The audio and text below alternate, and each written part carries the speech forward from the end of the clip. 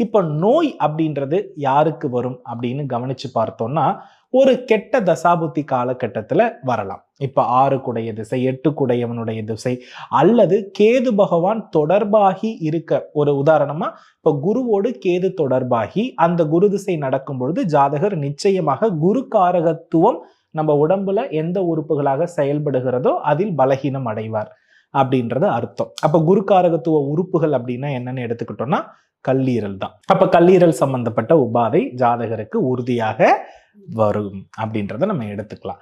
இப்போ இந்த கல்லீரல் சம்பந்தப்பட்ட நோயின்னு வருது இல்லையா? இப்போ ஒரு நோய் உள்ள ஒரு மனிதன் கட்டாயமா ஓடி ஆடி ஒரு வேலை செய்ய முடியுமா? ஒரு பளுவை தூக்க முடியுமா? சராசரியாக இயல்பான மனிதர்களைப் போல அவருடைய வாழ்வியல் முறை இருக்குமா? அப்போ வாஸ்து ரீதியாக பாதித்த ஒரு வீடும் இயல்பாக பணி செய்வதில் அதனுடைய பலகீன நிலை அதிகமாக இருக்கும் என்று புரிந்து கொள்ள வேண்டும். ஒரு நோயாளி கிட்ட நீங்க என்ன பண்ண மாட்டீங்கன்னா, ஒரு வெயிட்டை கொடுத்து தூக்குங்க, இந்த விஷயத்தை செயல்படுத்துங்க, சுறுசுறுப்பா இருங்கன்னு ஒரு நோயாளி கிட்ட நம்ம சொல்லுவோமா? சொல்ல மாட்டோம். அப்போ வாஸ்து ஏதோ ஒரு பகுதி பாதித்திருக்கின்ற பட்சத்தில், அது வடகிழக்காக இருக்கலாம், தென்கிழக்காக இருக்கலாம், தென்மேற்காக இருக்கலாம். அப்ப அது பாதிப்புன்றது எதை மையப்படுத்தி சொல்றோம்னா, மேடு பள்ளங்களை எந்த இடத்துல வரணும், எந்த இடத்துல வரக்கூடாது, எந்த திசையில எது இருக்கலாம், இருக்கக்கூடாதுன்றது மக்களுக்கு நிச்சயமா நல்லாவே தெரியும்.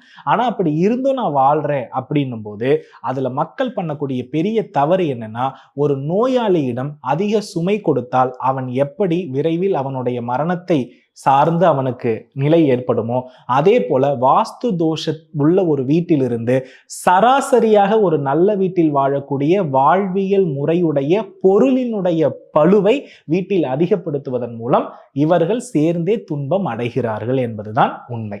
அப்ப என்னன்னா, வாஸ்து குறையுள்ள ஒரு வீட்டில் எக்காரணத்தை முன்னிட்டும் வீட்டுல பொருளுடைய காரகத்துவ வலுவை குறைக்க வேண்டும். இப்போ ஒரு வீட்டுல 10க்கு 10 ஹால் இருக்குன்னா, அந்த ஹால் அடைச்ச மாதிரி நீங்க என்ன பண்ணக்கூடாதுன்னா ஷோபா செட் போடக்கூடாது.